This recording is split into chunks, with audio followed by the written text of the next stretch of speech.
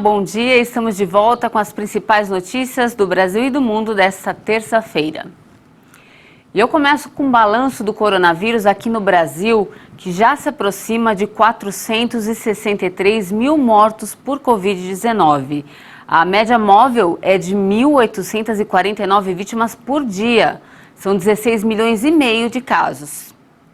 Em 24 horas, o Brasil registrou mais 860 mortes por Covid-19. O total foi a 462.791 vítimas. Foram confirmados em um dia mais 30.434 novos diagnósticos da doença.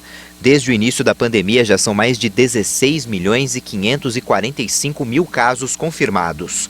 A média móvel de mortes no país em 7 dias é de 1.848 vítimas por dia.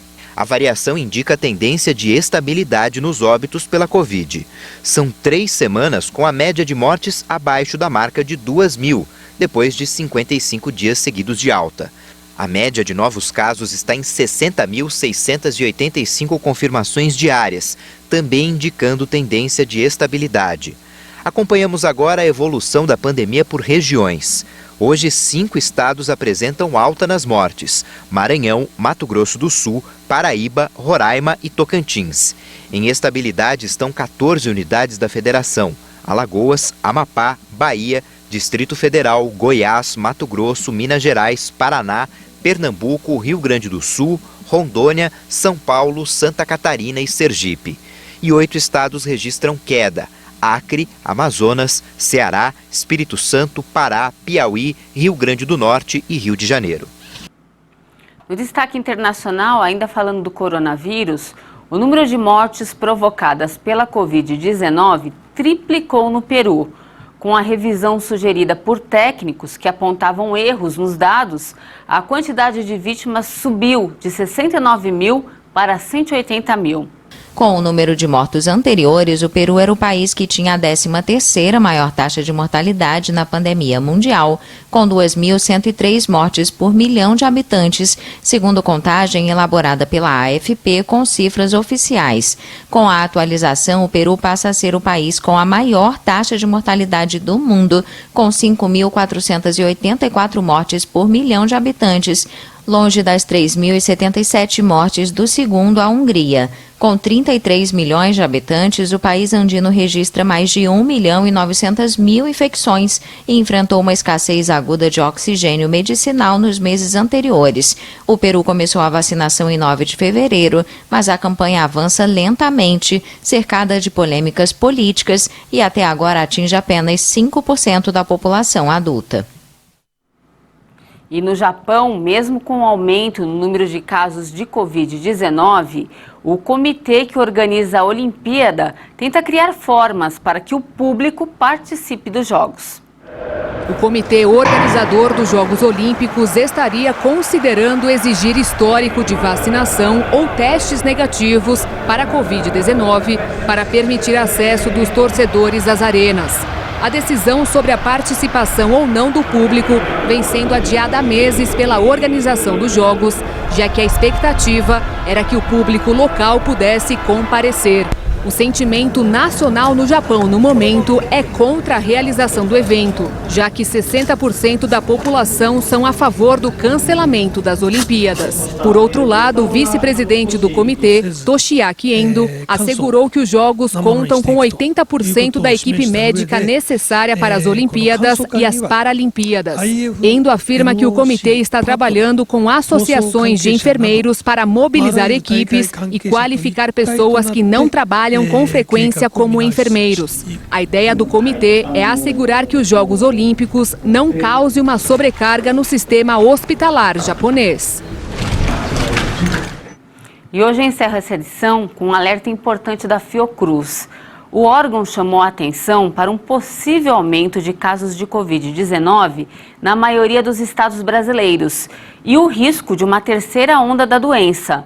Algumas capitais do país têm cerca de 90% dos leitos ocupados com pacientes internados. Vamos conferir na reportagem. A Ana Rosa é professora de Educação Física e, como faz parte do grupo prioritário, em março ela foi imunizada com as 2 doses da vacina contra a Covid-19. Mesmo protegida, ela conta que ainda toma todos os cuidados necessários. Literalmente, não abre mão do uso de máscara e álcool em gel. Eu me sinto aliviada, assim, eu acho que eu tô bem, mas não despreocupada ao ponto de sair sem máscara, né? Continuo, porque é uma coisa nova e a gente não sabe exatamente o que pode acontecer. E a Ana tem toda a razão em se cuidar, já que especialistas alertam para o aumento de casos e uma crescente taxa de contaminação no país, o que pode indicar uma piora da pandemia. Um boletim divulgado pela Fundação Oswaldo Cruz faz um alerta para o aumento de casos de Covid-19 nos próximos dias, já que nas últimas semanas houve uma tendência de crescimento de casos de síndrome respiratória aguda grave em 11 dos 27 estados.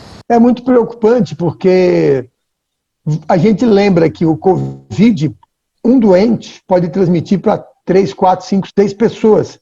Então, quanto mais pessoas forem diagnosticadas, mais chances nós temos de que os casos aumentem. Então, os números, né, a epidemiologia da doença piore, porque um vai transmitindo para 3, 4, 5. Um exemplo, por exemplo, sarampo. Uma pessoa com sarampo pode transmitir para outras 20 pessoas.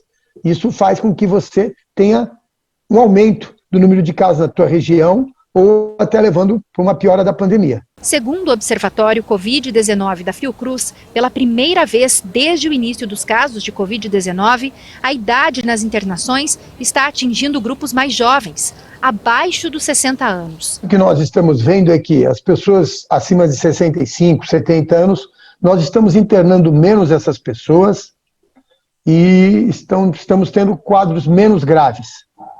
Mas o que nós estamos vendo é que adultos jovens, 30, 40, 50 anos, estão sendo internados nos hospitais e nas UTIs num volume maior. Então, estamos tendo uma prevalência de internações por pessoas de faixa etária mais jovem, numa proporção maior do que nós vimos anteriormente. De acordo com o diretor da Sociedade Brasileira de Infectologia, o número de casos só tende a cair quando mais pessoas forem imunizadas. Nós não sabemos, né, o que vai acontecer no Brasil. Alguns países do mundo, como os Estados Unidos, eles estão esperando que nos próximos meses eles fiquem com uma situação menos delicada do que estão atualmente. Então, que a coisa vai melhorar. Mas no Brasil nós não podemos dizer isso.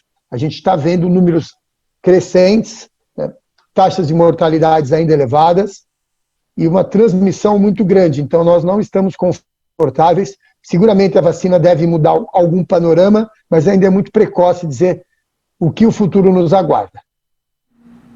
Não pode descuidar, né, gente? Olha, essa edição fica por aqui. Muito obrigada pela sua companhia.